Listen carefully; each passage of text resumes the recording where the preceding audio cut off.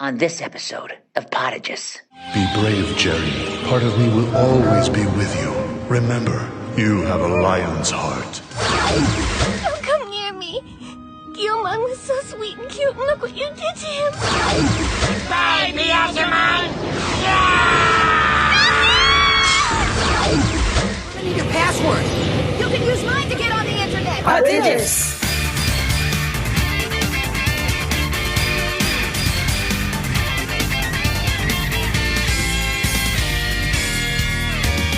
Welcome to Podigious, episode 309, when you play the game of cards. Digital World, Part 3, tilde, exclamation, exclamation, tilde, the Showdown. I'm not going to read the other two. You have to close the brackets, Ashley. Alright, fine. Tilde, exclamation point, tilde. Recorded May 22nd, 2016. Podigious is your critically nostalgic analytical tour through the Digimon anime. I'm Jeff Ruberg, and I'm joined by my fellow Diginomes, Ashton McDonald. In a box. Andrew Softman. Yo. And Asher's off with Rabbi Finals. So instead, we're excited to welcome back a special guest. He's associate editor and writer at Anime News Network, regular host of the Ancast, and visual novel developer. It's Jacob Hope Chapman. Hello. Yay! So we're excited to have Jacob on because, as you recall, Tamers is your favorite season. Is that right? Yeah. Yes. You seemed hesitant there. I was just like, I shouldn't be too enthusiastic. Yes, it's my favorite adults program. Yes. I don't mean like favorite anime series, but favorite Digimon season. Yes, it is. It's such a mature anime series that anyone would enjoy. It's the height of the medium. Totally. Yeah. No. I just want to briefly explain why people might not recognize Jacob's name. When he was previously on the show to talk about Try Chapter 1 and Kanaka's Dark Ocean episode, those are both last year, he went by Hope Chapman or Jesu Otaku and female pronouns, but he uses male pronouns and his name is Jacob now. So, cool. Yep, I hit the nail on the head. Cool. All right, this week we're looking at episodes 34 through 36. In episode 34, Lionheart, aka Lying Heart, the kids are attacked by "You made fun of me in high school, but look at me now, Mon," and Takato yells loud enough to reunite the groups. Leomon tries to lend a hand, but borrows one through his chest instead. Dark Takato orders Metal Greymon to digivolve, but snaps out of it when he realizes they never designed a megaform, and that this designer took too many creative liberties. In episode 35, Give a Little Bit, aka Vengeance is Bad, Kids, Chekhov's biohazard symbol finally comes into play as SkullGreymon 2.0 starts to rip apart the digital world, until Biker Impmon eats a Monkey David energy bar and defeats him. Takato saves Leomon with the power of a trippy reflection scene, and they merge together to ascend to British nobility. In episode 36, The Battle Within, aka Duke Demon Duel, NRA Impmon has a jousting match with Takato Leomon, but is disqualified for bringing a motorcycle. He eats a Cat-Dogmon energy bar to get the upper hand, but is shot down by a Triforce shield. As he's about to be executed, Jerry reminds Takato Leomon that NRA Impmon is entitled to a fair trial in the court of nostalgic recap scenes.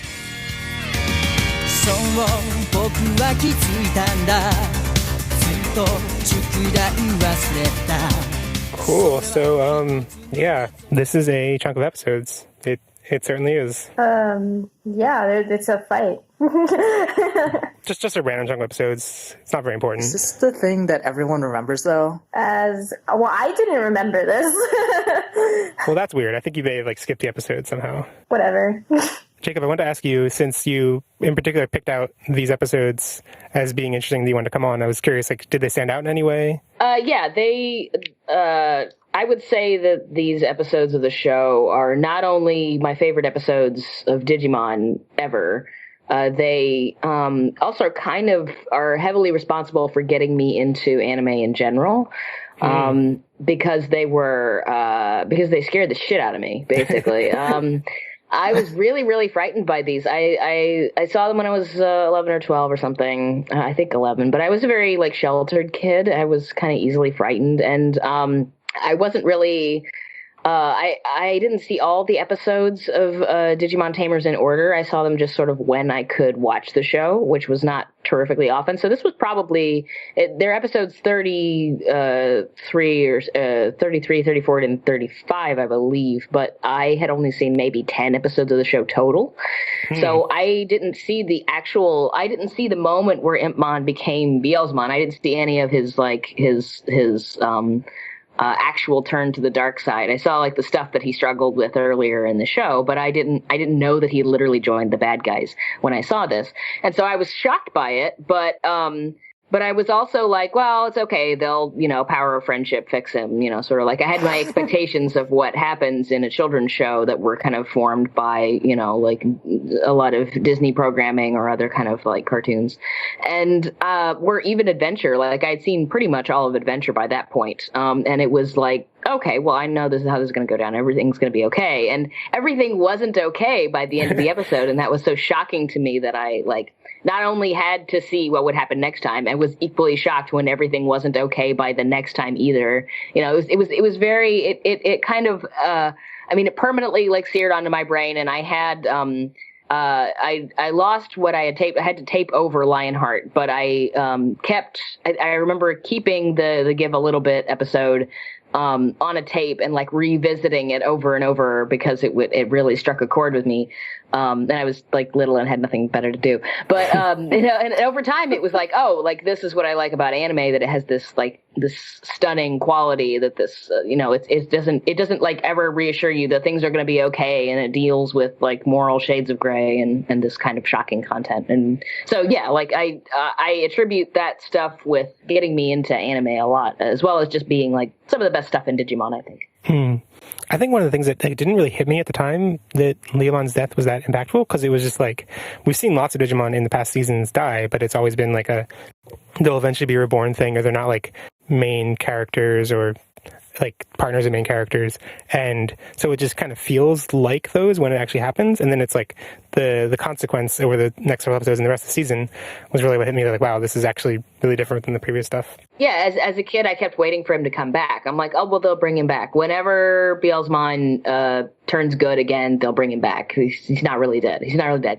And so, yeah, the eventual reveal, they spend the entire last quarter of the show telling you, no, he's really dead. Like, death is permanent in this story. Like, was shocking. And like, maybe it seems like they over harp on it if you see it as an adult or you see it, whatever. But seeing it as a kid, it actually helped that they really hammered in that he was not coming back, because otherwise I was constantly assuming that, sure. And the show was very emphatic about, no, like, you need to understand, kids, that this is permanent. And it's like, oh my God, and yeah, especially compared to like comic book deaths and superhero deaths. It's like characters die all the time and then come back, and it's just like totally treated as a thing that just, it's really cheap. And so it's still really bizarre. Yeah, stuff aimed at adults, like they've done that in Game of Thrones recently. I won't spoil for Game of Thrones watchers, but like they've done that. It's stuff it's ostensibly like aimed at full-grown adults. They'll do the cheap death. Oh, it doesn't really mean anything thing, where they just trying to keep you watching, but it doesn't mean anything. And it's like, no, this death was important enough to basically control the entire theme and the entire character journeys of everybody for the last quarter of the show. Yeah. So before we dive into scene by scene, I wanted to have us go around and, Jacob, I don't know if you prepared, if you have a favorite character. Oh, yeah. Okay, cool. So yeah, now we're going to share our favorite characters. I'll start. Mine's Takato. Kind of, as much as I like these episodes, I feel like I didn't really have a character that stood out. Like because I feel like Beelzemon and Itmon in general is my favorite character, and it's just hard to like him in these episodes. And so I ended up defaulting to Takato just for his realistic reaction and how well they chart his, like, it seemed like his reaction of anger and going deep into that territory made more sense than I was expecting, and especially as a kid. And also the way he reacts to Jerry when Jerry is afraid of him felt particularly not quite realistic, but like emotional. And yeah. Jacob, what was yours? Who was yours? Oh, my favorite character? Well, not just in these episodes, but maybe overall in Tamers is Beelzemon. Is Itmon. Do you have one for these episodes in particular? Yeah, Beelzemon as well. Okay. You don't really mind him murdering everyone in sight? Well, it's not so much that I find him likable. It's when I say favorite character, I don't mean the one I would most want to like hang out and party with, sure. Like probably not so much, but the one I find the most interesting, because it's dealing with like kind of a complex psychology, again, for a kid show of any kind. Not even just, anime is more mature than like, Western cartoons, because it's not necessarily, but just in general, period, even for anime aimed at that age group, it's dealing with kind of a complex psychology, which is this, Itmon was kind of his entire species is raised to believe that their value is tied only to how big they can get and how long they can survive and how much data they can consume.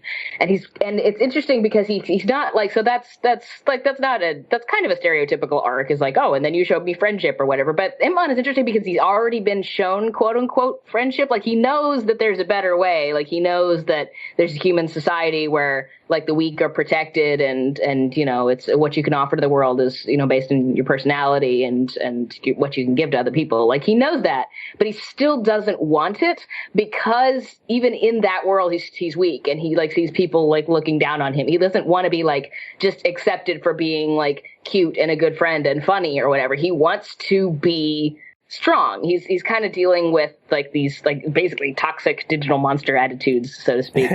and he succumbs to it. And I don't know, like it's just interesting watching that happen to a character and then watching him come out the other side of it and just be like, it's not even like, what have I done? I hurt somebody. It's this didn't solve my problem. I still have this hole that can't be filled. And I'm not anything. Like, he's literally like the strongest. They beat him not by like beating him. He probably could have kept fighting. He's strong enough where he could just leave the fight, but he just decides like, I don't want to keep fighting. I'm done. I can't feel anything anymore. So, and that's kind of a shocking, I don't know, if you're like 10 or 11, like that's kind of shocking. It's like they didn't beat the bad guy and have him like laying in the dirt and like incapacitated. He just decided this wasn't doing anything for him anymore. And he goes off into the desert and just sort of sits by himself and stares into the middle distance and is haunted by this image of this little girl who he like took her best friend from her, and he can never fix that. And it's like, it's screwed up, man. Like, it's, you know, so I don't know, like, so yeah, he's my favorite character because he's and also, I mean, his design, like that design is so bonkers, like, and I liked it because it's this sort of weird, like, I don't know, biker cat demon thing. And Digimon's not a heavily animated show, but they really animated a lot of his like crazy freakouts. And he has 2 pistols and a motorcycle. Like, it's crazy. Like, it's great. Yeah. So Beelzemon is, I think, the most fascinating character in the show in general, but just definitely in those episodes. Even though he's playing like straight villain, like he's, you know, there's a lot to chew on there. Yeah, there's definitely a lot of him playing. Like, he's not a particularly good actor at times, but he's trying to put on that role and trying to go through with it and struggles at moments. Yeah, he's trying to be like, I'm the super dominating awesome villain, but like all of his language is couched in, you made fun of me once, but you're never gonna make fun of me again. Yeah, nobody's ever gonna make fun of me again. And it's like, you know, this is not what you want, dude. This is gonna hurt you so bad later. You know. Yeah, totally. One of the things we talked about, you know, a long time ago was how, I guess when we first got flashbacks of, I forget what his tamers' names are, like Ai and Mako or something like that, they reminded me a lot of, not quite abusive parents, but like negligent parents who weren't able to provide him the support he needed. And so like that kind of shaped what he seemed like he was receptive to tamers at the time, but then because of the way they fought over him and treated him poorly, he really got this messed up attitude. Yeah, well, he's the reason the other Digimon kind of come out okay is because they're like inherently selfish creatures, and their tamers teach them to be like giving, and because they're giving. And so he was unfortunately like given to, because they're like 4, to selfish children. And so he wasn't really taught not to be selfish. He sees that there's this alternate thing, but he wasn't shown it directly. So he's like a little unloved child. It's very sad. Yeah. So, Ashley, who was your favorite character in these arcs? Oh, I want to hear Andrew's answer first before I decide. Angie, you can't pick Riley. Well, Riley didn't do anything. Even what's the other one? She had a line. No, she had more than a line. Tally had more. Tally had more lines. That's what I was thinking. Yeah, but I am definitely going with an adult. And Yamaki? How'd you know? I don't know. He's the only adult who, like, could have been John Yu. I don't know. Like, I thought about John Yu or maybe his wife, but I'm gonna go with Yamaki because this arc shows how he's come full circle. Like, he realizes like, this is the final moment where he realizes that he has no power. He never had any power. He was never in control, and the crisis caused by Megidramon pretty much showed that. So, Ashley? Okay. I don't feel bad saying Rika then. I don't even remember what Rika did in these episodes. I mean, Rika had a lot of, like, solid little moments. Like, she, like, helps Renamon by, like, holding her up. I don't know, I think I also kind of liked the little things that Cubimon did too, so that just, like, affects my decision. You do realize Cubimon and Rika are different characters, right? They're different characters, I know. But Rika almost went through what Jerry went through. Like, it was almost going to be Renamon. Yeah. Yeah, I don't know, it's just Rika's still the one who, even when she makes infuriating mistakes, like, Rika, you could have Matrix Digivolved that whole time, what's wrong with you? Rika still elicits the most emotional reaction out of me. Like, I like when she was trying to comfort Susie too, and then was just like, "I'm not good at this." Like, I'm Rika. I like how she tried. She tried, yeah, exactly. See, it's both heart and her bedside manners. Yeah, she tried, and also recognized, like, I'm just not good at this. Whatever. I'm Rika. There was even a line in the beginning where I forget what caused it. But yeah, she's like, I can't be anybody else. Yeah. And I was like, oh, Rika, you don't have to be so Rika right now. They were talking about, like, why Renamon chose her, and she was like, because I'm the strongest or something, and then... Yeah. It was great. I loved it. I mean, otherwise I was going to say Takato, and I just, like, didn't want to be that person. Oh, the me, you mean? Yeah, I didn't want to be you.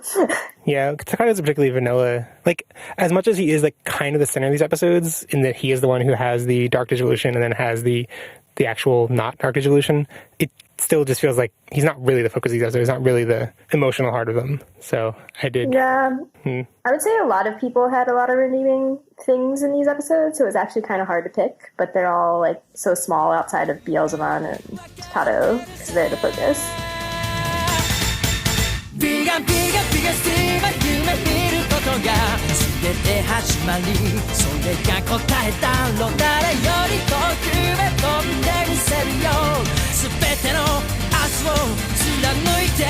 Okay, so now I want to go through the episodes in a little more detail, talk about specific scenes that stood out.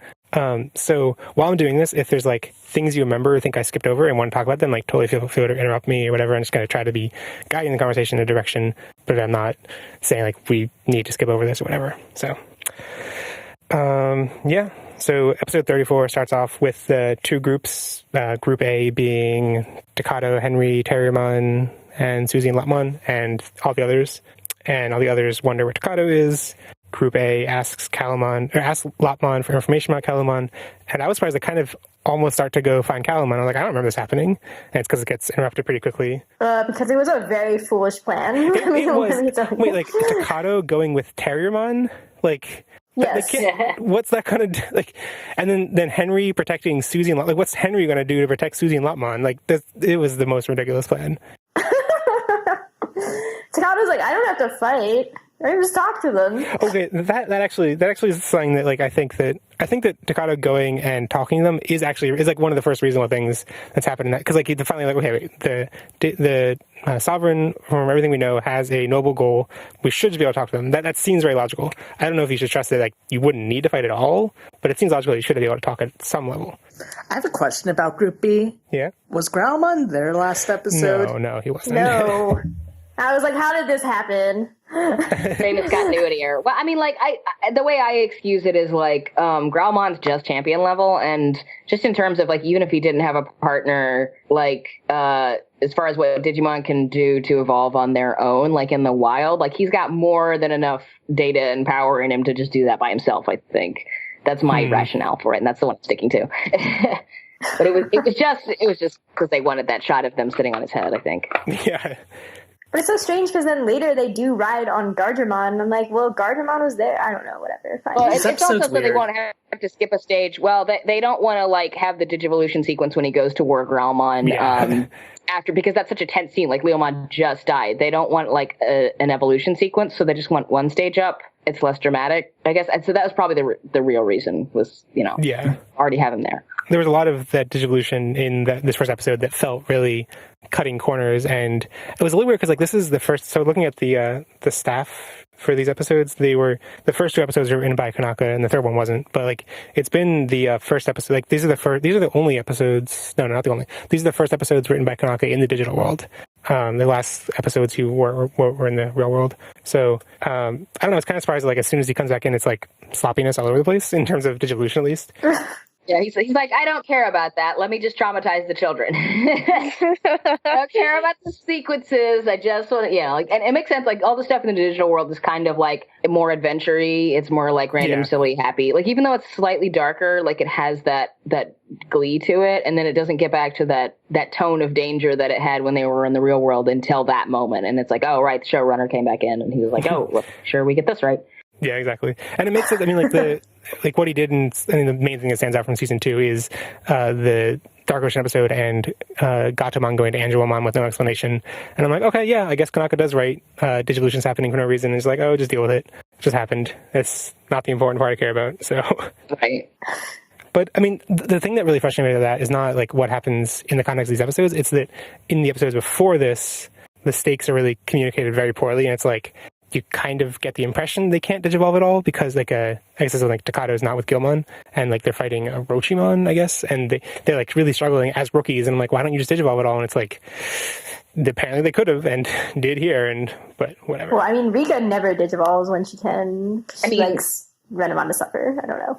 The show is remarkably cohesive for, if I understand correctly, the only time this has ever really been discussed is when there were people that were interviewed that were talking about the production of Adventure 02, where they talked about 12 people writing segments without really having the time to look at everybody else's segments and then throwing them together, and it has to be the fact that was probably the production slate on Tamers as well, and for frankly most of the Digimon series, it kind of explains oh, I'll forgive them for these kind of continuity errors because it's amazing this fits together at all. Yeah. That's a good point. What else happens? So yeah, while they're walking, Digimon, the group B just talks about the partners, the Digimon talk about their partners and why they met them, and particularly Leomon talking about Jerry. I was like, oh, I know where this is headed. This is not good. This is just setting up this for his death later in this episode. Yeah. That was before. Now Leomon is if he ever shows up in anything, it's all right, he's dead. Yeah. But this was literally the second time it had happened. So, people didn't think it was a trend yet. Even after 2, it's still not really a trend yet. I think it was Savers that really said, it was okay, every time it shows up, this is going to happen. Well, Savers had 2. There were 2? Frontier had 2. And then Savers also had 2. Oh, I forgot about the Frontier ones. Not counting the mooks. So, Savers had a mook that was technically a lion themed, technically Leomon or whatever. I wish they wouldn't do that because that character has such significance for people. You shouldn't do that. And Frontier had an ice Leomon mook, and they both got offed unceremoniously because it's not important. And people count that. They're oh, that's the one. It's no. The one that counts in Frontier is Leomon, who is a different, it's one of the Sentai armors, but it is lion shaped. And then the bunch of Leomon, those are the ones. It's okay, they're copying the tradition. They're carrying on the tradition. But yeah, that tradition didn't exist until Tamers, when Tamers just completely. Adventure was sad, and then Tamers just broke too many child brains for them to not make this a tradition. So yeah.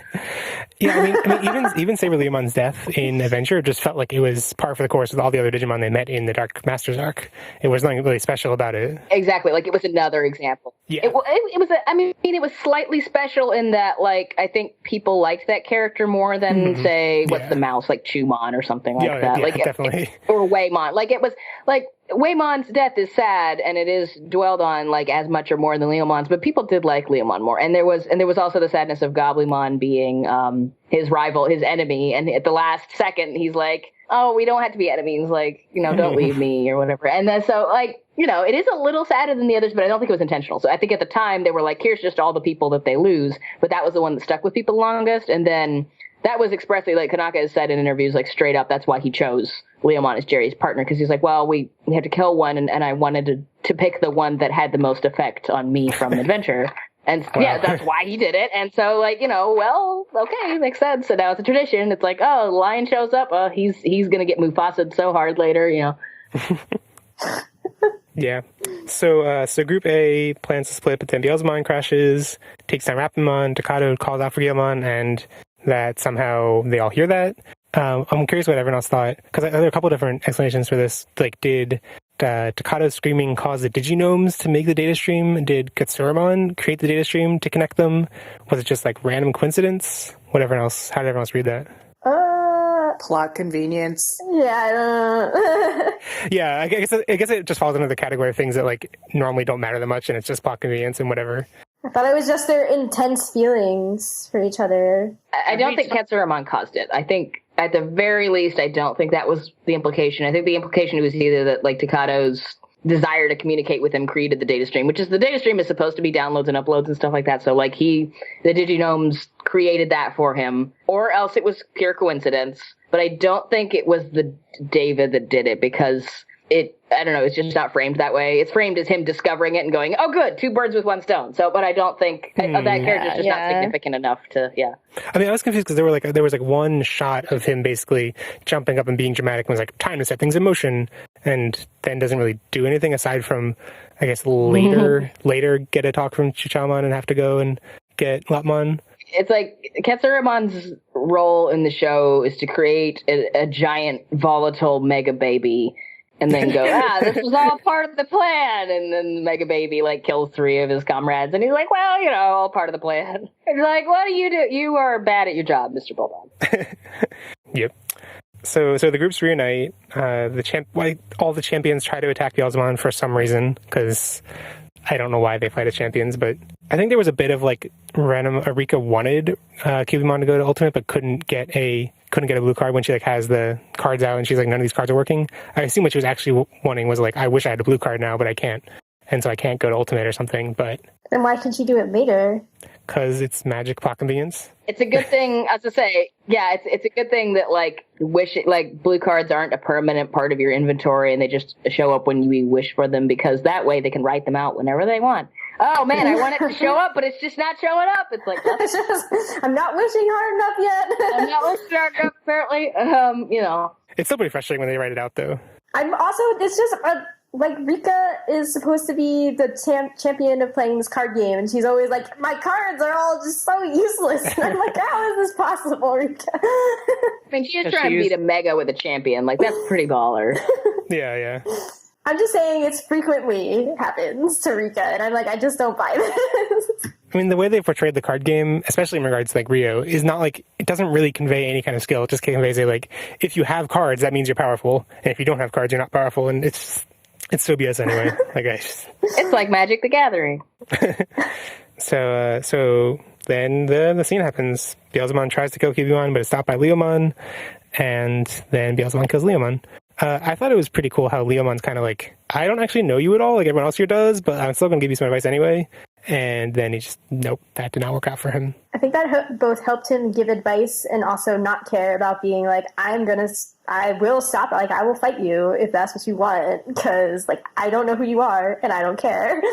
He wasn't prepared for it, though. Yeah. He's like, everybody else has sympathy for you, I don't, so I'm going to stand between you and them. And Beelzemon's like, well, I don't have sympathy for you either. So he just rips out his intestines and, it's all... I mean, I was a little like, Leomon, did you not? Are you trying? Did you try? Like, I don't think you tried. I don't know. He's real tough, so I don't know. He's 2 stages above him, and not just 2 stages above him, but, like, he's like the pinnacle of mega level. Like, hey, I've played him in Cyber Sleuth. He's stronger than pretty much all the other mega. Yeah, I mean, yeah, I think it's a good point that, like, Beelzemon has much less reservation killing him because he's not one of the ones that he bonded with in the past. But also, I appreciate how Leomon, like, you could see how a character who didn't know Iman would just be like, Beelzemon, you're just being obnoxious, like, I'm just gonna attack you. But instead he's like, everyone else has sympathy for you and says that you're worth reasoning with, so I'm gonna believe them and try to reason with you. And his trust in everyone else is kind of what... It's not like that's what kills him, because he would have... A champion going up in Omega never would have worked out anyway. But I do appreciate how he gave the benefit of the doubt. And it's... I mean, the stuff that Leomon says as he's dying, it's... Like, especially like Leomon trusting everyone else and his final words about Jerry having a lion's heart and everything. It's pretty tragic seeing how they don't really affect her and they don't really reach her. Yeah. Well, I mean, the reason for that, so I don't know if you guys know this, maybe you do already, but for listeners who don't know, that is actually a very hotly contested translation gaffe in the dub. So in the dub, the Japanese version is sadder, shocker, than the English version. In the dub, Leomon dies, and his parting words are like, be brave, you have a lion's heart, all that stuff. And in the Japanese version, he's not talking to Jerry at all because he's in shock because he's dying. He doesn't have like that awesome, like, superhero presence of mind to talk to his loved ones and say goodbye to them. He's actually up in his own head. And what he says is actually really freaky to her because he's talking to himself. He's not talking to her. And he says, was that it? Was this my destiny? Was this everything that I've been, working toward? Is this it? That's his last words in the Japanese version. And so no wonder she goes into a crazy, like, trauma state.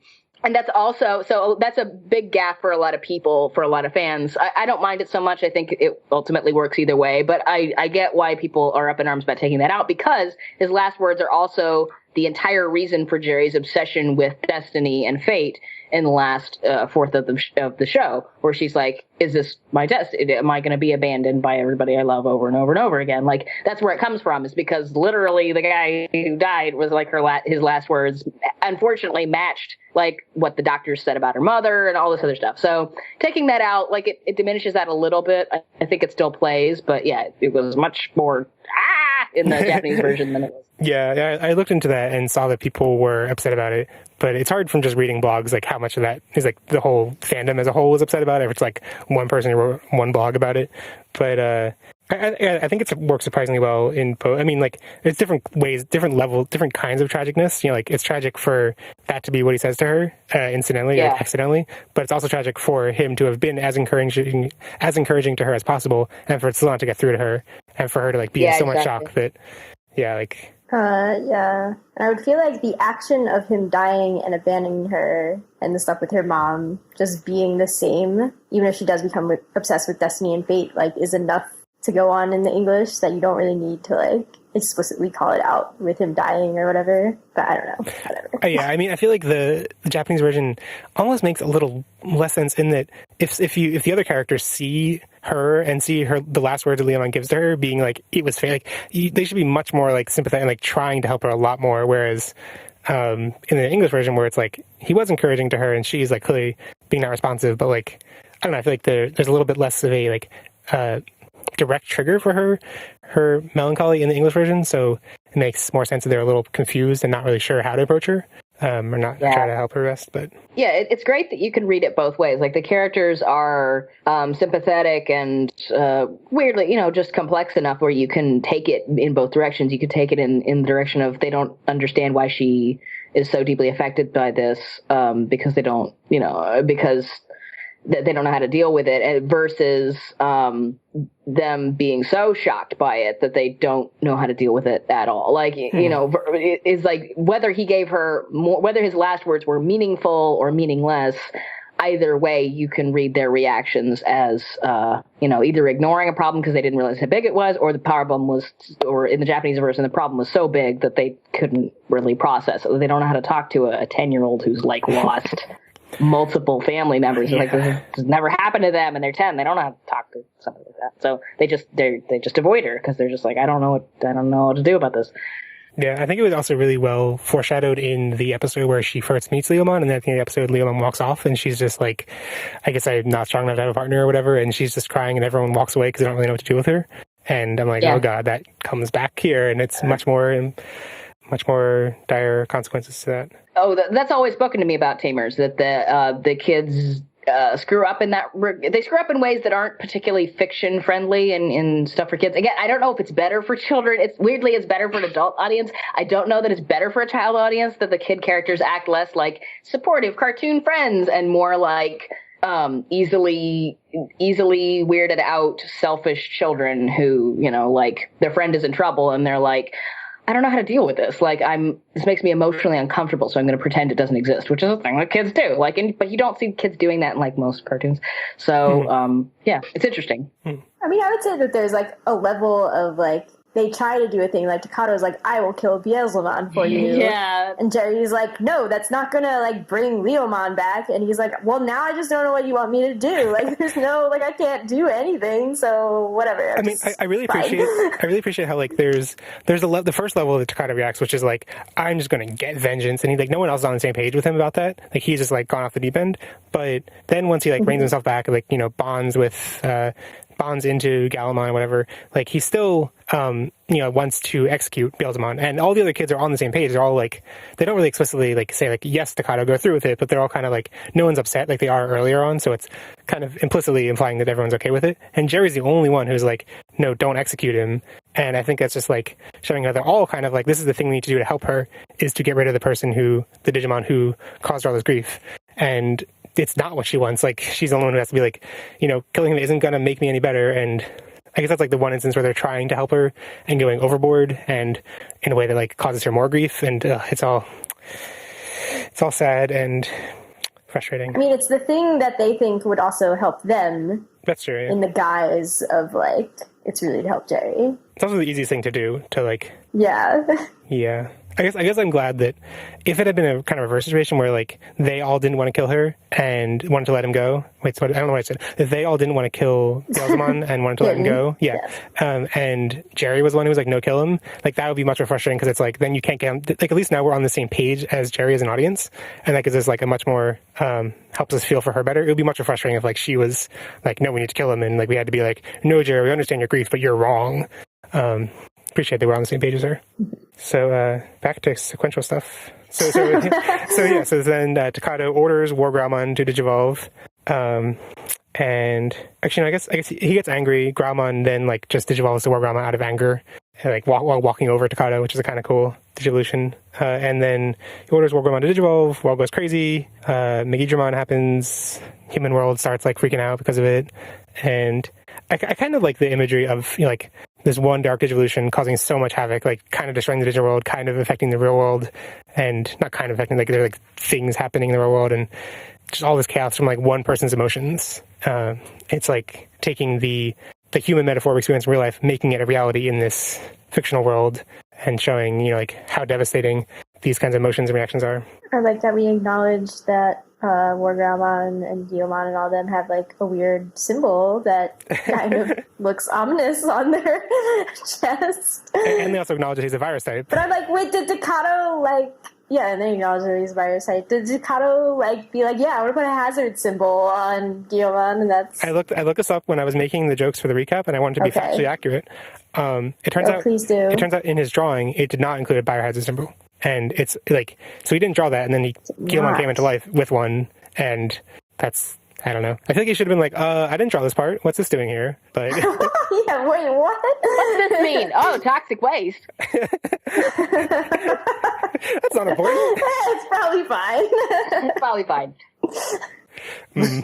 I feel like, well, isn't that sort of a, I don't know, like some of the symbols and stuff like that, they kind of give you a hint as to whether they're like a data type or a vaccine type or whatever. Like, I feel like the Tau symbol is on a lot of vaccine types, which is weird because Renamon is a data type, but I think that was also like a backwritten sort of thing. Like, they came up with her design first, and then they were like, oh, we can't have two vaccines because Terriermon's already a vaccine, and we don't really... But like in design aesthetic, I think sometimes they stick those symbols onto things to denote which one of the three they are, or four technically. But I was kind of surprised that like Takado immediately snaps out of his rage-induced whatever mode as soon as he sees Megidramon. Yeah, that was a little weird. I mean, so yeah, it's like Megidramon looks pretty evil, being like, isn't like, oh my god, everything went wrong evil. It's like, this is a design that's a little bit extreme, but... I mean, if he's watched Adventure, then he knows he's just immediately like, oh no, it's SkullGreymon. Yeah, that's true. Well, he's also post-verbal. I thought it was more... It was less that he looked big and scary, and more that Megidramon was suddenly post-verbal. Oh, yeah, he was just, you know, and it was like, oh shit, what have I done? You know, so yeah, it's true. Like, that's taking away the personality. Like, the personality of Leomon is one of the most important parts about their relationship, and taking that away is almost more important than taking away his shape or making him into an ugly form or anything. Yeah, and that's the first time that his eyes are literally different. His even Growlmon is has Guilmon's normal, like, yellow, cute lizard eyes. Even when he's angry, they just narrow. They're not different. In Megidramon form, he has, like, literally different eyes with black corneas or whatever, and then red inside, and then just, like, tiny slit pupils. So it's like, if the eyes are the window into the soul, like, his eyeballs are literally different. So. Yeah. Yeah, I guess the thing to me was that, like, I mean, his Digivice disintegrates. That's a pretty big sign that, like, he messed up. Yeah, something's wrong. I mean, they don't really acknowledge it after that last shot, but okay, sure. They're made to actually degrade after a couple of years. So you have to buy the new toy every couple of years. Oh, yeah, that's true. Yeah, More that like makes months. sense. Yeah, months. More months. That is definitely burned on to my 11-year-old brain is watching that and going, being like, oh, that's bad. Oh, that's bad. Oh, that's bad. And then something about watching the Digivice, like, crumble, like, into dust and just, it's gone. It's dead. It's like, that was like, oh no, like, how could they ever fix that? It never occurred to me. Like, my brain wasn't developed enough where I could conceive that the writers would just magically write him another one. It seemed like this was a thing. This was serious. Like, it's like when you break something, like, valuable in the house or whatever, like a vase or something like that. Like, you break something valuable and your parents impress upon you that this cannot be repaired or whatever. It's like, you see that thing get broke. It's like, oh no, that's permanent. For some reason your brain goes there. Weirdly, your brain doesn't go, death is permanent, like with Leomon. Yeah, no. But you think if he breaks that Digivice, that's permanent. Like, it's weird. Brains. Well, so aside from that part, I would have thought that even if Megidramon is, like, big and scary, that Takado would be like, okay, but he'll, like, de-digivolve into Guilmon, and at least he can beat Beelzemon, so, like, okay, maybe this will be fine. But I don't know, there were also something in these episodes related more to the breaking thing that reminded me of, like, I guess it was Takado talking about how Guilmon is just data, so, like, whatever, you can get a new one, but then he gets really attached, being like, no, you can't just, like, it matters that Guilmon is a living thing. And with his Digivice breaking, it was like, I at least get emotionally attached to the things that I know are easily replaceable, but, like, it's my Game Boy. Can't just, like, be broken, like. Wait, Ashley, are you gonna, this is like when what? you didn't, but like when What? our friends bought me a DS, and then I sold it and bought a newer DS, like, it was the same model. Yeah, but it that's was offensive. Oh boy. I disagree with that. That's offensive of you. I disagree with you. I think it was a really interesting contrast between, like, the two. We've seen a lot of Digivices in episodes more than normal. I think, like, we saw Takado's shattering, and also Jerry's when it's just static. The Jerry's in static, like, really hit me hard more than the Takado's Digivice crumbling, because it's just like, it's not like it disappears or fades away or anything. It's like, it's still there. It's just showing nothing, and it's just like that image of the static on the Digivice. It's really depressing. Just haunts her forever. Yeah. It's like it would almost be easier if it went away, because then it's like, okay, you can move on and go on, but instead, like, you have to keep this thing that reminds you. This is like, you will always have this. Yeah. Ooh. Depressing stuff. It was dark. There was a lot of me being like, this is so sad. I'm so sad. I'm so upset with everything. So the next episode, I was surprised to see Henry's mom confronting Henry's dad about where Susie was. Actually, like, she's not in Hong Kong. I'm not stupid. Really? I was like, how did this ever play out where he would, like, convince her that she was in Hong Kong? Like, okay, that is a big stretch, but, like, I was at first like, is she really going to play along with that? Really? So I was okay. At least she, caught on. So yeah, it's like, she's in Hong Kong. She left without saying goodbye to you.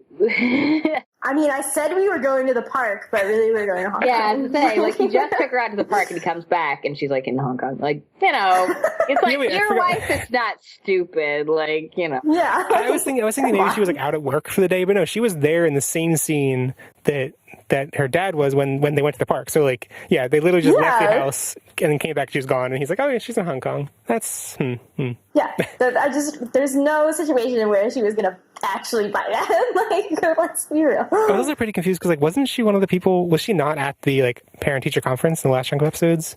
the parent Digimon conference. The like. No, it was just John Yu. That's kind of frustrating because like other parents had both parents there, and why doesn't she get like just because he has a more privileged knowledge of what's going on, he didn't bring his wife? Like that seems. Yes. I don't know because I have 2 other children. Well, I thought it was fun. Like my first 2 notes are my one line is your other children just aren't special, saying that they won't disappear, and then I put the next note is pointing above and then saying this is me trying to pretend I'm not upset. Okay. So upset. I like Beelzemon absorbing Makuramon just because he's being annoying. Because Makuramon's been annoying for so many episodes, and then to just see him so casually written off when he's kind of been an important presence, but kind of just been annoying, and just be like, nope, nom nom. Well, I like that Tamer seems very obsessed with crushing people's heads, or like that imagery of being in somebody's head being in the palm of somebody else's hand. Yeah. Just being like, nope. Interesting. It's like, Kanaka-san, what is your obsession with head crushing? Crushing of heads. Please tell me. He does this outside of Digimon? I don't know, does he? I can't recall. I have no idea. Does it come up in Lane, Jeff? I can't remember if it's in Lane or not. I don't think so, but I can't remember. There's a lot of weird imagery towards the end of it that I can't remember. Oh, so there's potential. I gotta go watch it just to see. That's what got you interested to watch it? Do heads get crushed in this show? I need to know. Instead of like a 5-star rating, it's just a like 5 heads crushed rating. So like 5 heads crushed, 5 out of 5. Yeah, what was I going to say about Makuramon?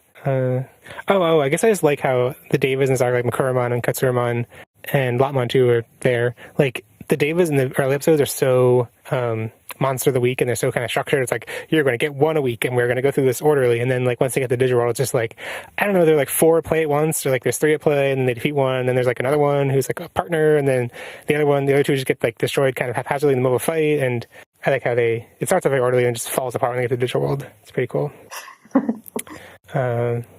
Yeah. Oh, and here's where the scene where Takato tries to reassure Jerry while Megidramon's down, and Jerry's like, "No, don't get near me."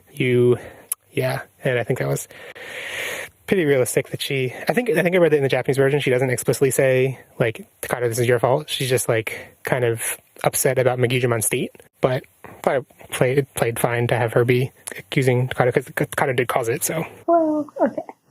You don't agree with that?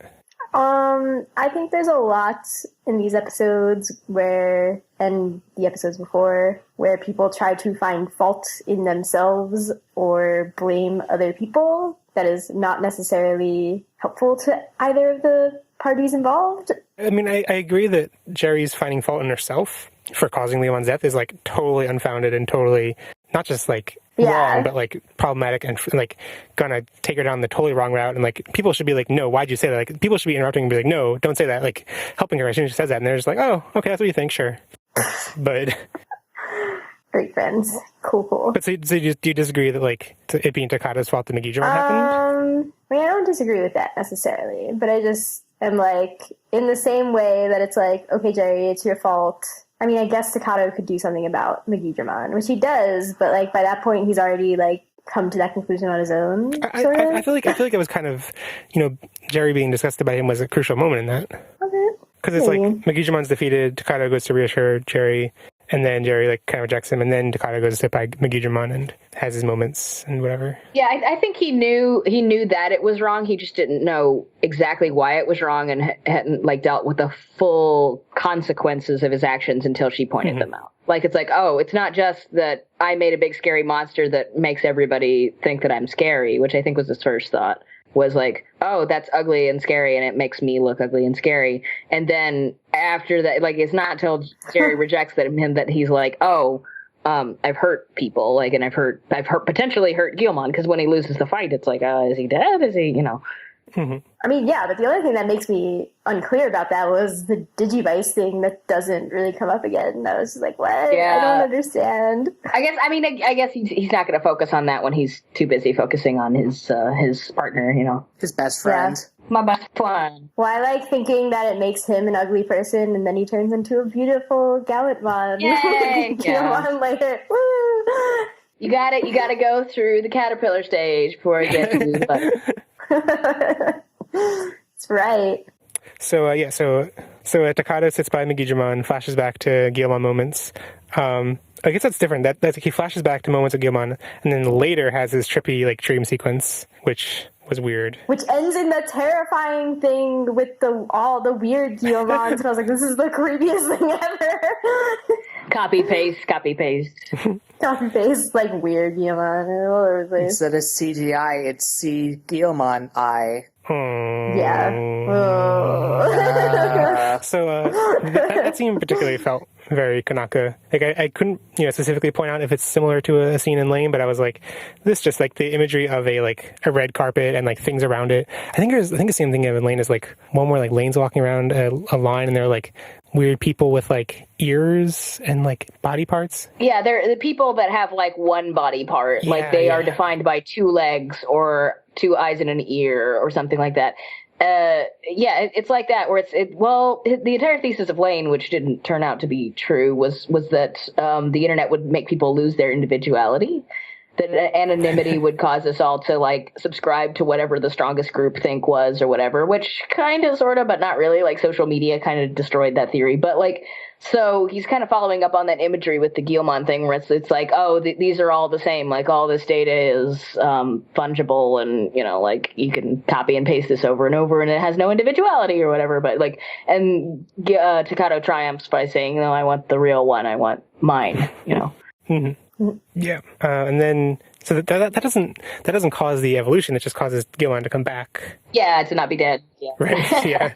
But like I was really frustrated by the conversation that Takado and Guillemon have. That they're just like, I wish we could fight together. Huh? Let's try it. Okay. Now we're mega form. Like, right. I mean, on the one hand, it's like, it's plausible in the digital world. It fits with the rest of the show, with the wishing. You wish something and it comes true. I wish my dreams came that true that easily. Well, sure. It just feels like, the wishing makes sense, but it also feels like a really abrupt conclusion to that. Like to be like me, like, I wish this were a thing that happened.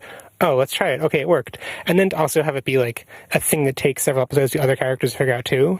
It's kind of like, I don't think it really should be that easy. And I think they only need to make it easy to fit it in an episode that's already packed with lots of other stuff. Do you think it just shouldn't have worked at all? Do you think Guillemon should have been like, hey, you just turned me into an ugly rage monster. No. What's wrong with you? Well, I mean, I guess there's that too. Like, they shouldn't exactly be on exactly the same page. There should be some tension that they have to work out instead of just like, you saved me, you're my best buddy. Like, Guillemon is forever just like, I'm happy again. It's fine. What's up, Takado? He's endlessly forgiving, adorable baby.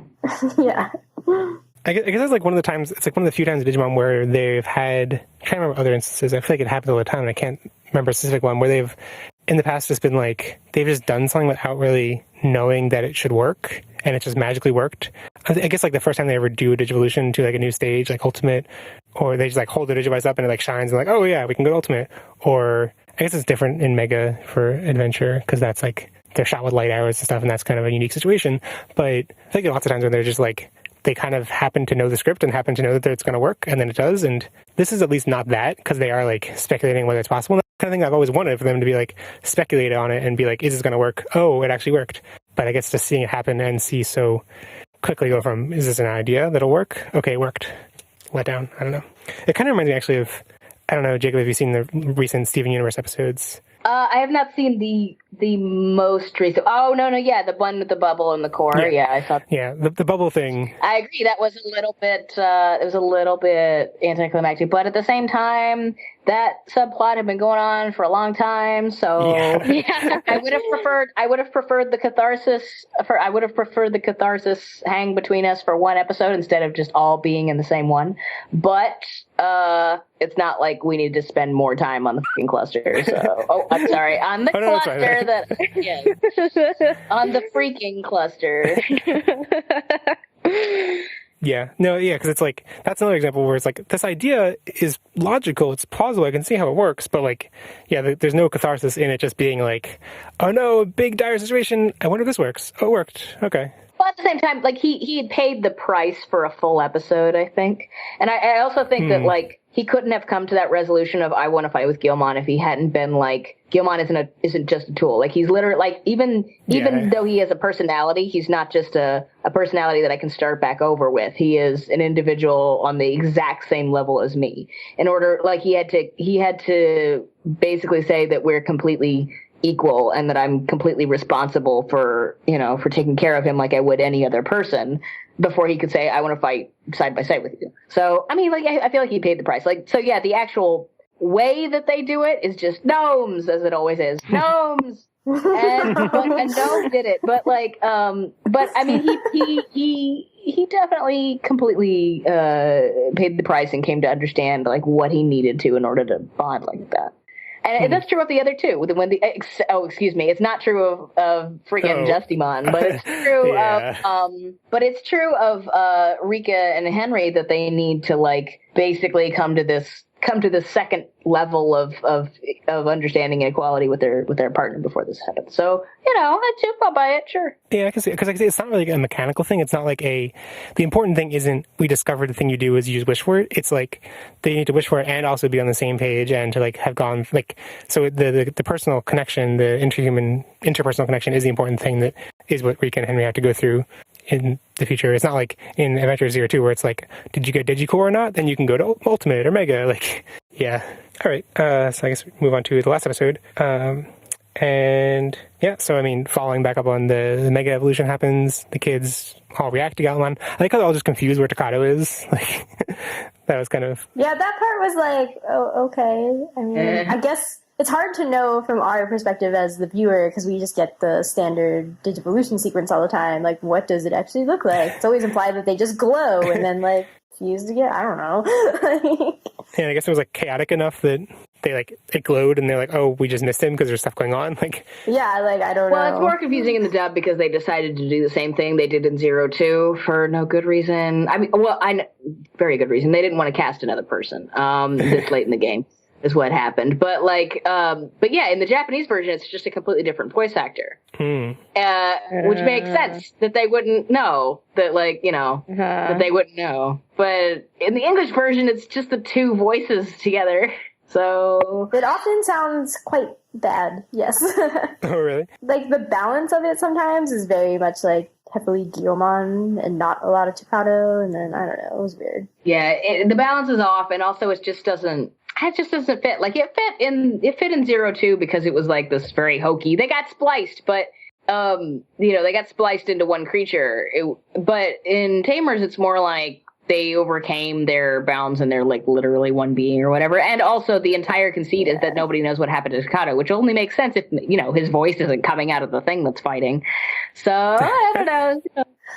I mean, I believe that it was, like, chaotic enough that, like, hearing both voices is confusing. And I think if you're not, like, close enough to hear it in detail, then you're like, that's just a weird voice. That's a weird, like, effect applied on Guilmon's voice or something. Right. I don't really buy the, like, the closer you are to it, the more easy it is to hear, though. Like, that seems a little bit of a stretch. And also, apparently, when I was reading about differences, there's, like, a specific... So, like, yeah, like, there's normally a different voice. I thought I remember reading something that it was actually... It's like Guilmon's voice actor just doing a different voice, though. Like, I think I read that it wasn't actually a different voice actor. Oh, well, I should... Yeah, never mind. I mean, no, but it's still, like... I don't know if, like, Seth Bloom, I think, is Guilmon, right? Maybe Seth Bloom couldn't do a voice like that. But yeah, there's apparently a line in Japanese where, like, it's normally the Guilmon/Dukemon voice doing the, like, regal Dukemon voice, and then it, like, switches to Takato's voice, saying one line in particular. No, yeah, whenever it goes inside the orange void. Oh, no, but I think this is actually, like, an outside, like, to everyone else, and that's why everyone else is like, oh, yeah, that's Takato. Like, because I remember in the dub, it's like a really confusing moment where you're like, why do they believe it now? I don't understand. And yes, I think that line in Japanese is supposed to be switching to, like, they hear Takato in that one moment. I was about to say, oh, Steve Bloom could totally do that. Like, Steve Bloom has a wide a range of voices. Like, he could totally have just done the adult voice, but then I realized, you know what, he can't, because that's the voice he uses for Yamaki. Yeah. Because then he would Gallimon would sound exactly like Yamaki, because that's he would use the bebop, he would use the spike voice for Justimon, and he can't do that. So whoops. That'd be funny. Oh no, we I lost think they should have Takato. gone that way. Yeah, we lost Takato, but we found Yamaki. Woo! I mean, what I buy is that the kids would be like, maybe Takato fell when Gallantmon digivolved, but I wouldn't buy that Gallantmon then wouldn't go to save Takato. Yeah. That's where the logic doesn't line up. It had been a long, hard day, and they were all very confused. Yeah. Except for Henry, who's just protecting Susie the whole time and can't think about anything else. Yeah, he's like, I don't even care that other people are here. Like, whatever. Yeah. See, I liked when Renamon's like, I'm gonna go get Terriermon now. Yeah, that was sweet. It's just like, okay. I didn't realize that Terriermon had actually fallen that far and needed to be saved. I was like, this is strange, but okay. It's the little things. Yeah, it's the little things.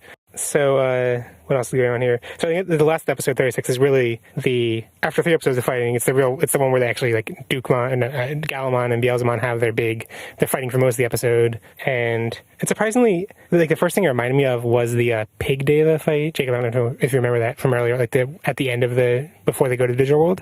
And it's that one is 2 episodes long, and it just feels so long. It's just keeps going back and forth, who has the upper hand, and I'm just so tired of it.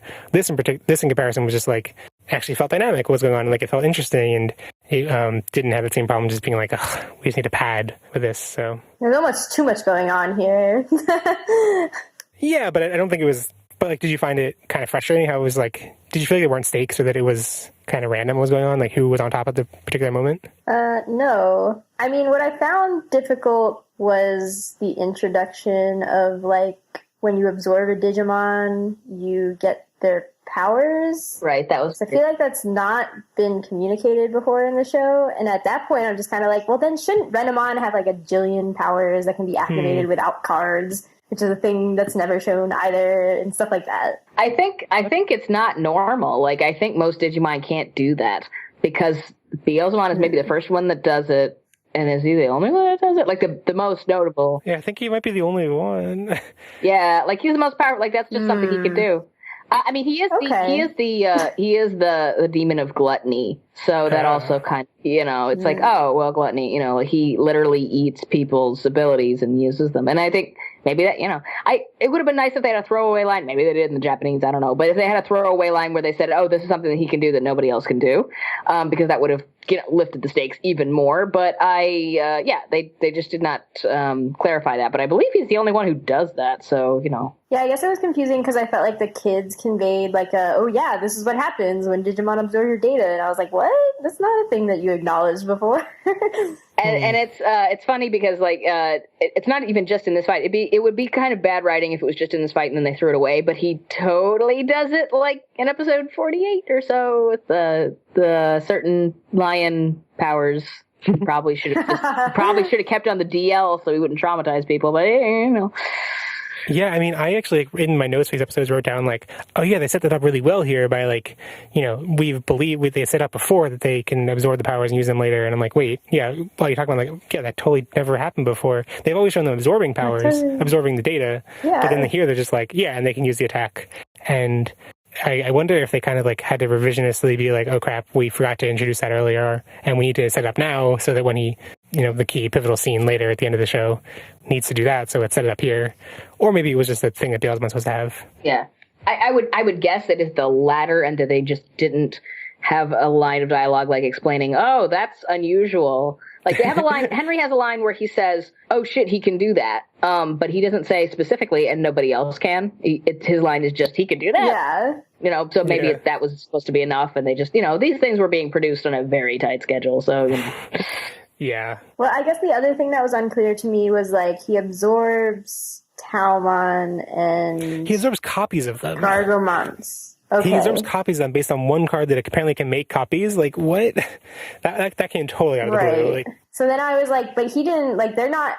They can still digivolve to those things, right? It's not I don't know. It was confusing. Yeah. The excuse is that they're now super weakened because they took their alias, so they took their avatar out of the thing and just left all the excess data behind. So it's like a I don't know what to call it. I don't know. It's like a flag on the play sort of a thing where it's okay, I'm gonna go sit on the bench. I'm not out of the game, but I am benched. I'm gonna go bench. Yeah, definitely they're just Henry's just like, Rika, use the alias card, and then they both do it, and I'm like, what does that do? Like, I don't know what that does. Like, fine, whatever show, cool, I'll go with it. The cards in the show are always just like a random effect pulled out to do whatever they want for that individual thing. I'm like, it got hit them out of the bubble, so that's cool. Because, like, making an alias of yourself would totally get you out of a bubble. Like, that makes total sense. No. Like... Wouldn't it be hilarious if they ran the alias card and it just, like, copied them out, but they were still in the bubble, so there's just like a Taumon and there's a Taumon and a Renamon, and it just gets both of them, and it's like, oh, shit. I think it should have just, like, left the original in there and only put the copy outside and then be like, God damn it. So I guess the next thing that happens is Katsuraman comes in and just calls all sorts of chaos. But I guess we kind of skip past a little bit. And then Galamon comes in and is like, Katsuraman, you're evil, destroy you. And Beelzemon steals, get the data. Oh, yeah. What a jerk. Yeah, it's totally against etiquette, jeez. Gonna kick out of the guild if he keeps doing that. Okay. Beelzemon absorbed Katsuraman. Galamon defends Kenta. Kind of talked about that. Beelzemon mostly has upper hand against Galamon. And then so Beelzemon, like, has the upper hand against Galamon, it seems, because he's absorbed all these other Digimon stuff. But then he's like, the thing that takes him down is that Gargemon distracts him. That felt really like a stretch to me. I mean, it made sense he's distracted, but then for like, after the distraction happens, then Galamon is just like invincible and can't get hurt by his attacks. Yeah, I mean, it was also, there was a point. Okay, well, it makes sense because he absorbed data. So before, Leomon didn't seem to be getting particularly hurt by his attacks. But then after, he was. What didn't make sense to me was that Gargemon's attacks seemed to actually, like, Beelzemon made noises like, this actually kind of hurts me. And I'm like, I don't... Yeah, I don't buy that. I don't believe that. I interpret that to be like, he's inconvenienced. Because, like, no matter how strong you are, like, having a cloud in front of your vision is frustrating, is annoying, and obscures the battle. So, like, I was like, okay, he's so frustrated that he's just making grunts and stuff, was my interpretation of that. But I thought he made them, like, when the bullets, like, hit him or whatever. Not in my headcanon. Okay. That's whatever. You believe what you want to believe. Get it? Because it was like a cannon that hit him? Okay. Yeah. So Galamon subdues Itmon, starts to execute him, stopped by Jerry. We talked about that briefly before. Any comments about that? About Guillemon Takado's readiness to do it and being told not to? I mean, for this scene, I just wrote, Jerry is the Hitomi to Takado's Vaughn right now. Because I bring everything back to Escaflowne. Can you explain that to someone who hasn't seen Escaflowne in like 8 years? Nah, I don't feel like it. Okay. So Galamon he has the like lance pointed at Beelzemon and then stops, and then Jerry interrupts him, and then to go talk to Jerry, Galamon defuses into Takado and Guillemon, and then Beelzemon has a flashback to all of his moments as Itmon. And I felt that was like a really lengthy moment that was there kind of just a pad time. Not just a pad time, but it felt like it was partially at a pad time. And I was like, this feels like a weird... Like, I guess the point is to justify why he's going to leave without continuing to fight, because he wasn't completely beaten. It was to make up for the, even though it looks kind of dumpy compared to other standards, it was a lot of animation for Digimon. Oh, yeah. Because they had in those past couple episodes, it's like, oh, that's a lot for Digimon. So they have a solid like 5 or 6 minutes of flashback just to be able to do that. Yeah. Mm-hmm. Yeah, I would say that in the beginning of the flashback, I was like, okay, this makes sense. But then it got weird once, like, Beelzemon started narrating it, and I was like, what's going on here? Like, what's happening? Yeah, I guess I could see how it makes sense as, like, to flashing back to, like, his very beginning things to explain 1 or 2 key points, but then to be like, I'm going to recap my entire journey, like... It was just like, no, okay. It was very useful for me because I missed those episodes. So that was the first time I was seeing a lot of that. I was like, oh, thank you. That's very helpful. And I was like, but in retrospect, it's too long. But I think as a kid, you don't mind it because you were seeing these, like the last time you saw a lot of this material was weeks and weeks ago. But now with like Netflix and DVD and stuff like that is the only way you're going to see the show. It's just in general, the concept of the protracted anime flashback, which is more of a thing in older stuff than it is now, is or the recap episode. Like that stuff made sense when you watched it week to week, and it didn't faze me when I was younger because it's like, oh, I saw this, week to week, and I missed a lot of these weeks, so this tells me a lot. But now, if you're marathoning the whole thing on Netflix or on DVD, like, of course it doesn't, it's a dated device, Yeah. It worked okay. I mean, like the sentiment he was expressing was important to put right there, but it didn't need to be 6 minutes of recap footage. Yeah, I mean, especially, the point you made about like a lot of kids would have been watching this not able to catch every episode and missing stuff all the time. And like, I think that's a really important aspect to it. Yeah. I think it's funny because I just watched the Kill la Kill episode where they do the fake out. And they're like, we're going to have a recap episode. JK, it's like a minute and a half of going through it and saying it really fast. Yeah. Haha, here's a real episode. Oh, Trigger. Oh, you. I guess I just felt like the timing of the flashback was a little bit odd because it was like, I don't know what would have been any better though. I was like, what are you, yeah. It would have been interesting to have him like in the middle of the fight kind of like get us to sympathize with why he's doing this more, but I guess it's there to show his regret. I don't know. I guess it's just awkward, and it's inherently going to be awkward, especially coming from an adult perspective, and the purposes it's meant to serve are more to refresh people and to educate kids and stuff, so maybe I shouldn't be thinking about it too much. And so then, I guess after Beelzemon walks away, Kato gets a golden Digivice, because I guess a chicken laid it, and then he just kind of... Was it the Deva chicken? Was it the big chicken? Oh, God. Oh, no. Oh, no, not the Deva one. The Elvis impersonating owl who serves a giant chicken, which is never properly explained. It's great. It is fantastic. Oh, boy.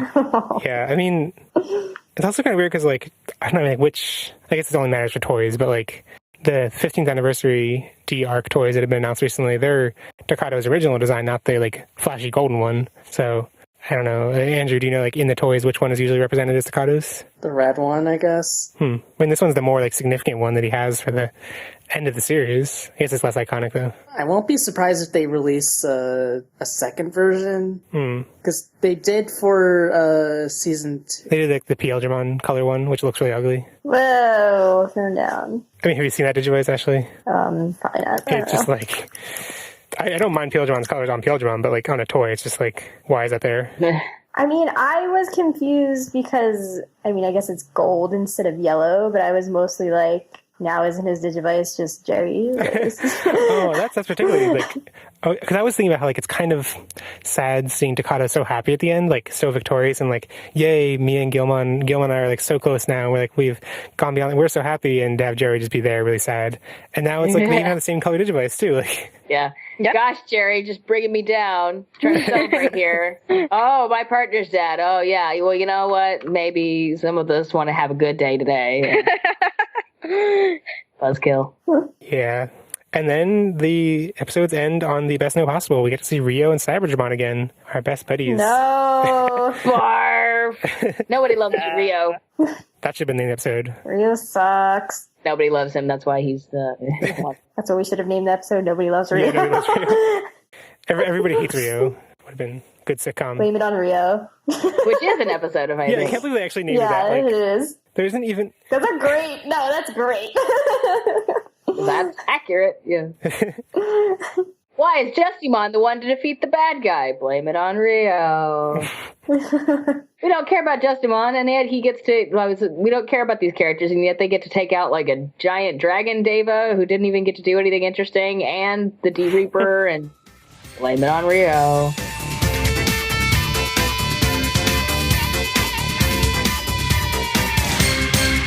Okay, so I'm gonna video share now so we can watch the FoxKids ads. Yay. Yay, overhyped FoxKids Ads. Woo!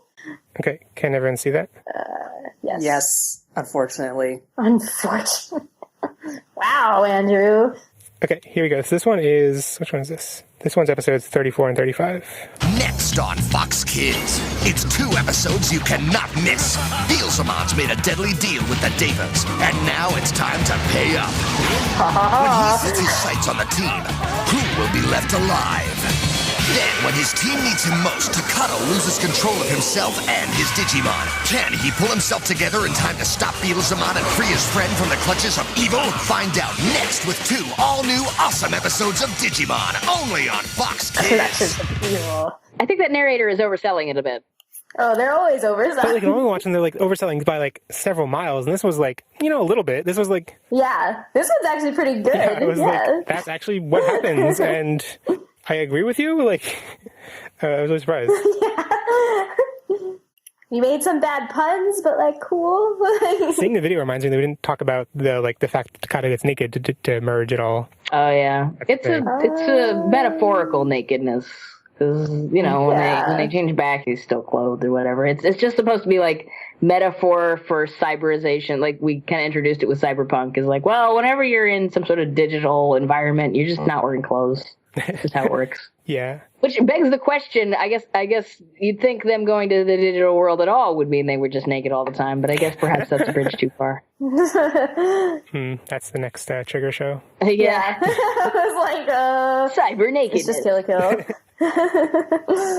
Maybe they are naked and they're imagining clothes. Maybe that's what's going on with the clothes in Zero 2 when they all like change clothes all the time. It's just they're actually naked and they're ashamed of each other. So they right. Anyway, the next commercial is for the next 2 episodes actually because they aired this whole second half of Tamers in chunks of 2 episodes. Which you only watched the first half, so I'm going to play the first half of the commercial. So here it is. Today on Fox Kids, it's the ultimate showdown between the Tamers and the Terror. The battle you've been begging for. Beelzemon versus Galantmon in their final fight. It's an episode so intense that the ending will leave you breathless. Okay. Good lord. They can't pronounce Gallimon apparently, first of all. Wait, the ending, which is 6 minutes of recap footage, will leave you breathless. Yeah, like nothing happens surprising at the end of that. Like what? Like the good guys win? Okay. Well, yeah, I mean, I thought it was more powerful that he walks away from it. Like, I would kind of agree with Mr. Overselling It narrator that the ending will genuinely surprise you if you were expecting them to beat the bad guy or for the bad guy to turn good or one or the other. Neither will happen. It's more like, than that. Like, it's more, moral ambiguity. To us, we're like, oh, that's a great surprise. The kids would be like, what? But no, need to get him. What? You're letting him go?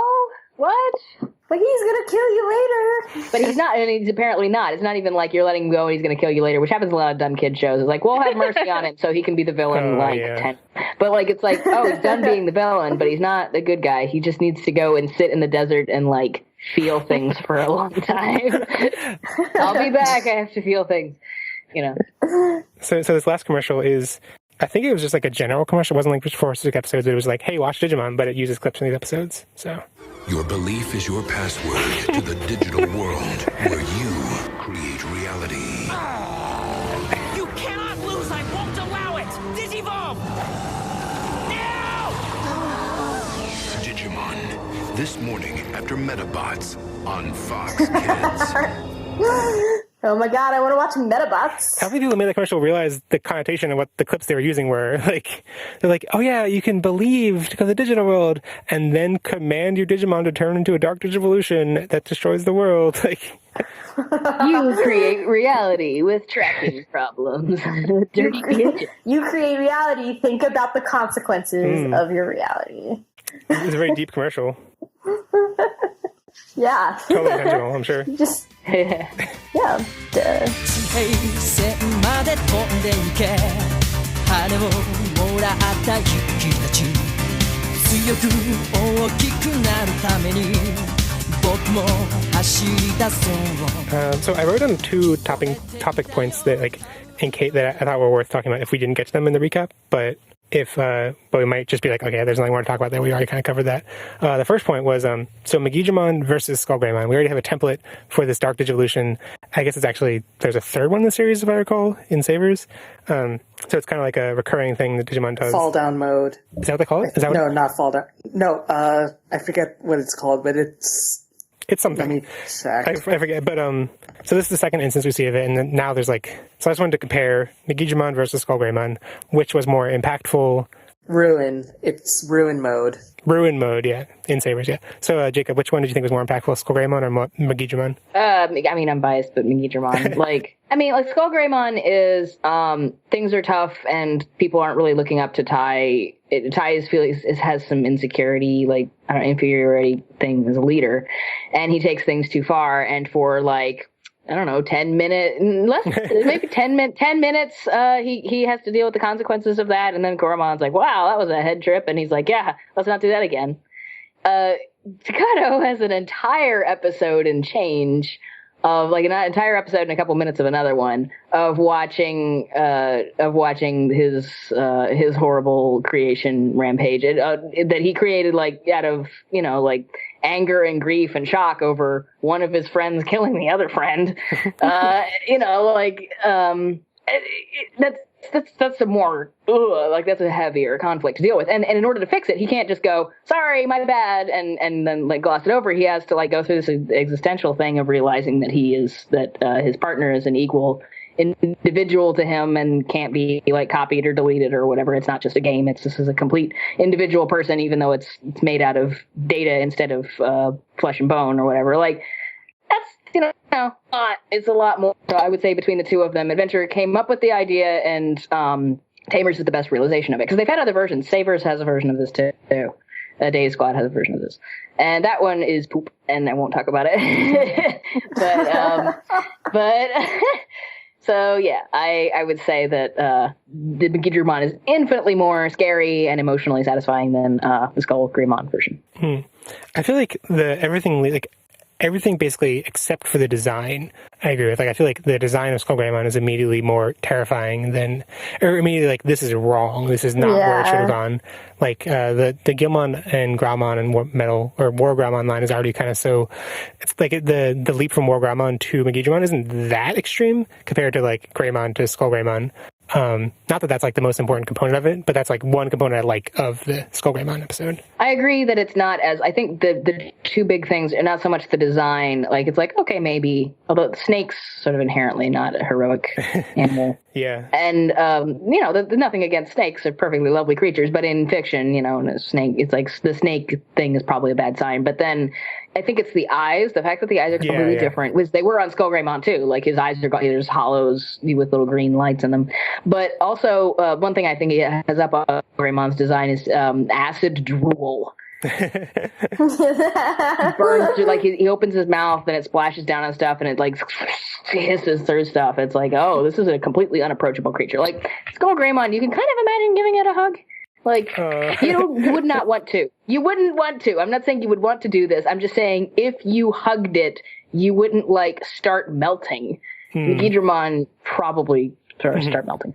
So yeah. Ashley, what do you think? No, I mostly agree with that assessment. Like SkullGreymon episode, I remember the conflict being like tied. It's just like, we've been fighting Edamon for a while. I suck as a leader. Like, Agumon digivolve. This is supposed to be easy. Yeah.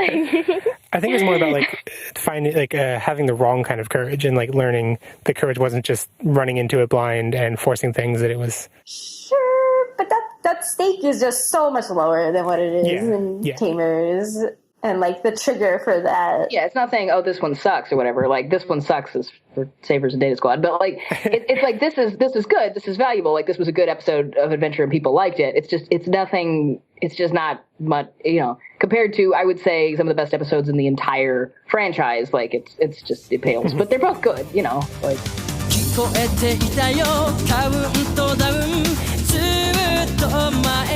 Ridiculous dialogue draft, where you each go around and say our top funniest, just the most funny, most ridiculous, or most touching lines from the episodes. We're only doing one because these episodes are really dark and sad and depressing. There's not many funny and depressing. And I mean, I guess that means there's lots of touching things, maybe, but no, it's just sad.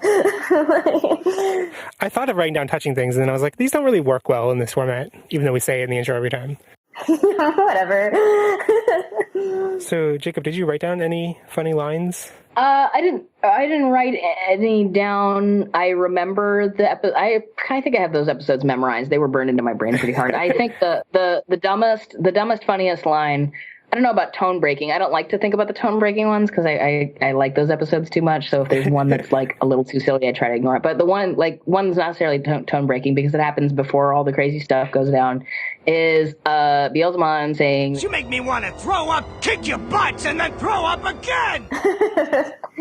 which You know, I think we've all felt like that at one point in our lives.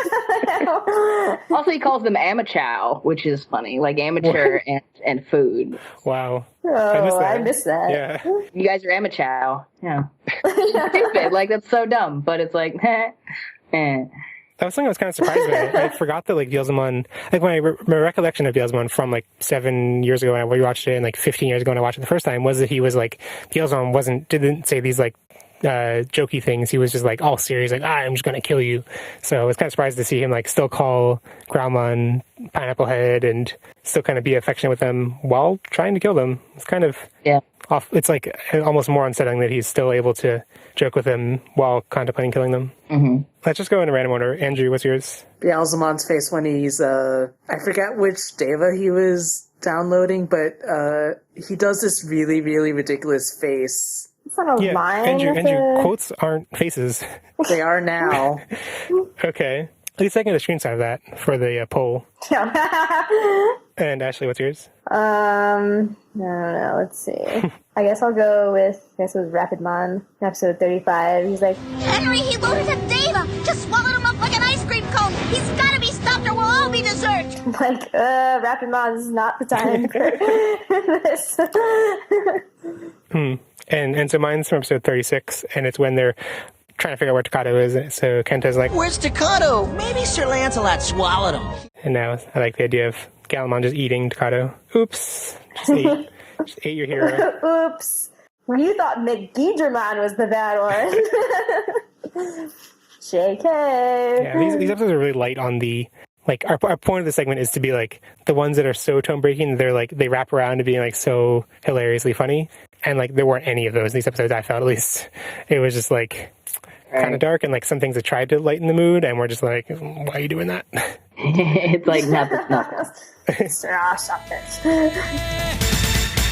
ビガビガビガすれば信じられなきゃ瞬きしてる切なに消えるよ心の標的そらさず走れ全ての力ぶつけよう The last thing we do, I don't know, Jacob, if you want to do it, is, like, recommend some random thing that we've been enjoying in the past week, or not week, or just whenever, that's, like, not necessarily related to Digimon, but sensibility, whatever. Not sure. Yeah, like tangentially related to Digimon, I would recommend Pokken Tournament, which I am having fun playing.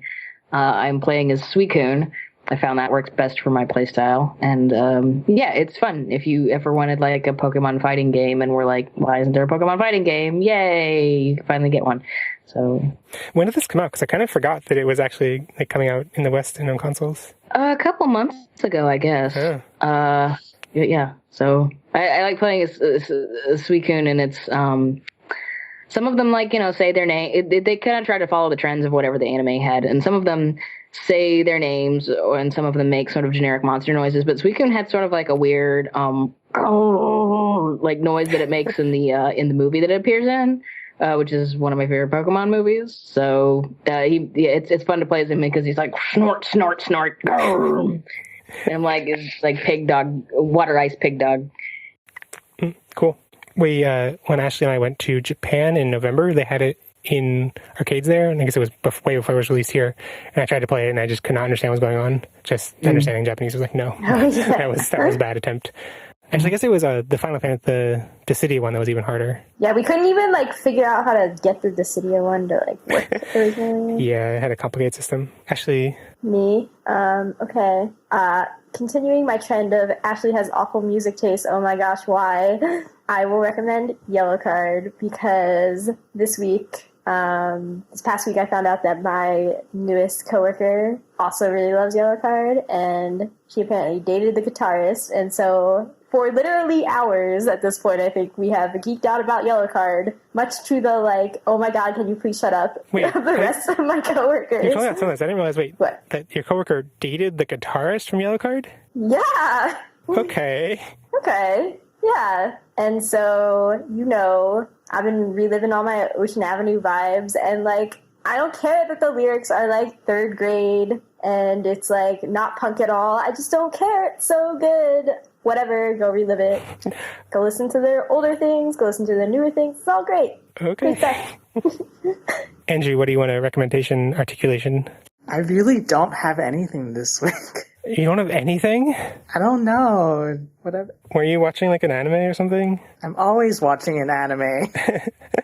So, don't you like any of them? I mean, I don't feel like I have anything this week. Okay. Well, I always have like way too many things. I'll just do like 3 for you. Just instead. like I would love to tell you 100 things that I consume that are amazing. Let me tell you, they're all equally amazing. I don't know why you think that like me liking a lot of things is a fault against me, and you also think that I like everything equally, which is not true. Like, because you're liking a lot of things means that you don't ever discern which one is more important than the other. True. That's very not true. Like that doesn't flow logically.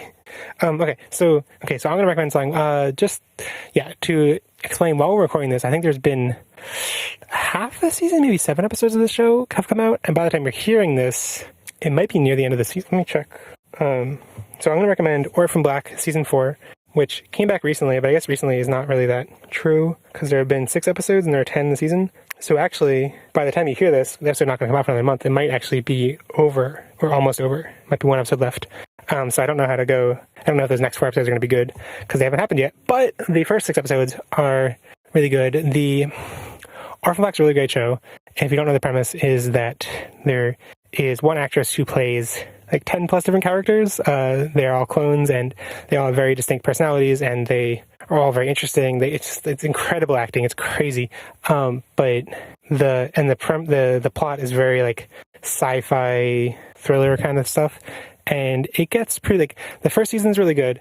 The second and third season get really convoluted and like a lot of people kind of get weary of it because of that convolution. I always stuck through it because like the characters are the best part. And even when it's getting really convoluted, the characters are still really great. Like basically all the characters are really good. Their interactions are always funny. They're the times when like the clones act as other clones acting as other clones. Like it's really great.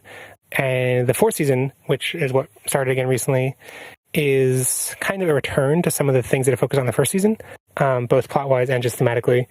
And it's really good.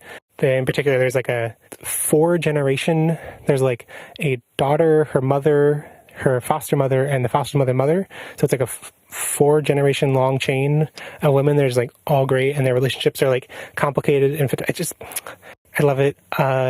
And it's one of like the few shows I can think of where like almost every episode fails the reverse spectacle test, where it's like there are not 2 men talking to each other about something other than a woman.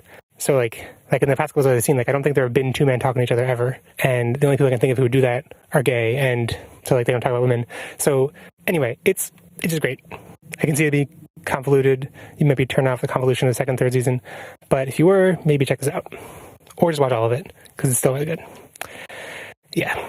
I actually have something now. I guess I'll recommend Castle since it's over now. Like Castle, like the show with the dude and the girl? Nathan Fillion. Yeah, the dude. What? It's over? Nathan Fillion. It's over? Yeah, it ended on Monday. Really? And it had an awful epilogue, even worse than season 2. Nothing could be worse than season 2. Don't lie to me. If you rush a epilogue in a few days, you can have something worse than season 2. It's possible. So are you actually recommending it, or are you like recommending the fact that it's over? I'm recommending it except for the last 2 minutes of the show. Oh, okay. Does it turn out that the epilogue is that it was all a dream in Nathan Fillion's head in Firefly? No, it was just rushed and pointless. Like, there was literally no point to it. To the show or the epilogue? The epilogue. How many seasons is it? This was I believe the 8th season. Oh my god, so many seasons. Yeah, typical procedural. Kind of gets stale by season 7, I guess. That's a lot of seasons to watch. Yes, it is. But it's a fun show, even when it does get stale. I recommend everybody watch Grey's Anatomy. There's only 12 seasons. Go for it. They're all an hour long. I recommend everyone should go watch The Simpsons. There are a couple episodes. Oh my gosh. Let me see how many episodes. There are only a couple. It shouldn't be too hard to watch. You binge watch it. Like get on the couch and just like watch. And there are only 27 seasons. That's fewer episodes than there are of One Piece, so I mean you can totally do it in an evening. Oh my god. Is it actually less than One Piece? Yeah, I think One Piece is like 700? No, that's number of chapters. And I'm going to recommend Suzae-san because it's only been running since like 1969 with 7,400 episodes. I don't know. I never watched it. But yeah, it's like the longest anime right now. It looks like One Piece, has 700 and something. That's a thing. My gosh. Okay, so that's recommendations. Outro. Oh, 9,000 apparently. Whatever. So what you're saying is soon it'll be over 9,000?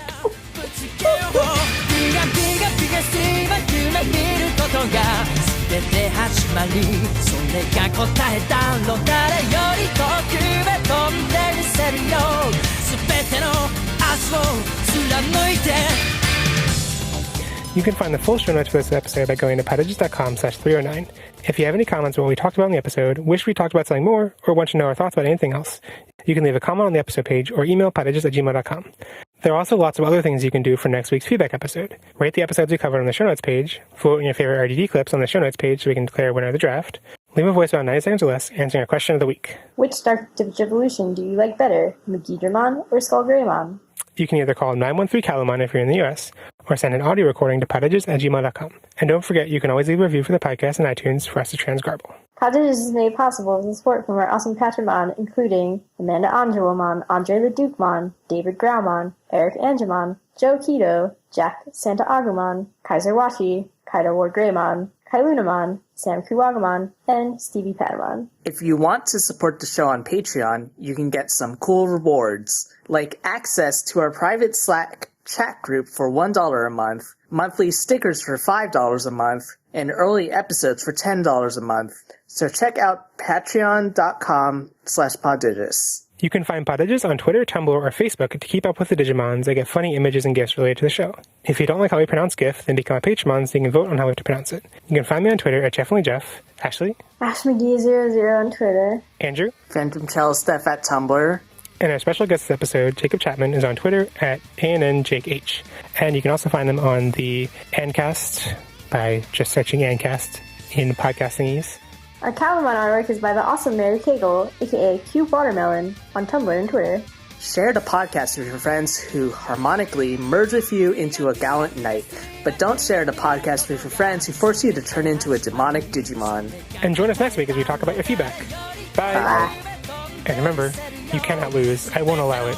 I order you to never stop Digivolving. 全て始まるそれが答えだろわらピザピザすいま全速力で未来も今も駆け抜けろ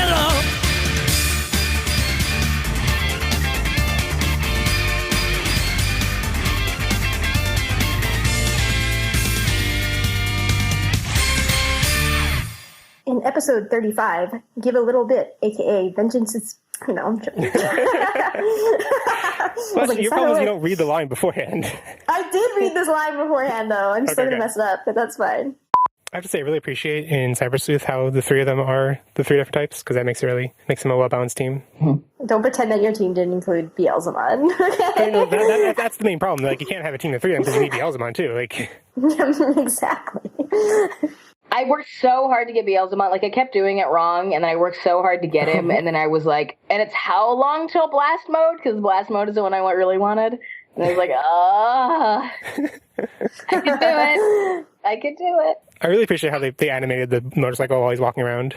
Oh, it's fantastic, yeah. It makes no sense. It's just like, he's standing, now motorcycle, now standing. Like, they see me rolling. They hate it. It's amazing. I only just got to chapter 19 and got Beelzemon then, but I haven't played it for a month, and I'm just like, whatever, I don't know. I did it. Good for me. I mean, Beelzemon, that's the only objective in the game, is just get Beelzemon. Yeah, I know, right? So I did it, and I'm done. Wait, Jacob, am I remembering correctly that when you were playing Cyber Sleuth, you were mad that there wasn't Megidramon in the game? Oh, yeah. I wanted a Megidramon on my team. I was real upset. I mean, they have SkullGreymon, so what the heck? Well, yeah, Actually, I looked it up. Megidramon's actually in Dusk and Dawn. Is that the only one that he's in? Yeah. Oh, okay. Maybe. So we'll have to go play that. There are a lot of Digimon they have to cut out, obviously. They can't include every Digimon, but they have other Tamer stuff, and then they're just like, no, we don't want the They dog could one. if they tried. Yeah. I mean, they may be included as, like, DLC, so. It's doubtful at this point. Yeah, it's been a while. Do I have to go play it again to make them be like, oh, people still play this game? Yeah. And we make some DLC. It would be nice. I'm just saying. Honestly, I just wish more people played Dawn and Dusk. They're old. That's your real agenda. Is it old? I have no idea. DS games. Oh, DS. DS is like 20 years ago. It's only Yeah. been like 7. No, wait. Oh, it's been more than 7. 8. I mean, the DS came out, I think, 10 years ago? Stop it. No, I feel old. 12 years ago. I think it came out in 2004. Anyway, I feel old now. Spoilers. Spoilers. Yeah, spoilers. This show is 15 years old. oh yeah, exactly 15. Huh. Oh, is it? Yeah. Well, I guess the beginning of the series is gonna be 15 soon. Yeah, because it's been 2 years since the Adventure Try initial announcement. Oh, geez. And the 20th is next year. That doesn't make sense. For the original VPAD? Oh, for the VPAD. Oh, okay. So, Jacob, do you need to go now? Yeah, I gotta take off, so. Okay, cool. Thank you very much for coming on, and thanks for taking the time out to do this. Had a great time. Cool. Later. All right. See ya. Bye.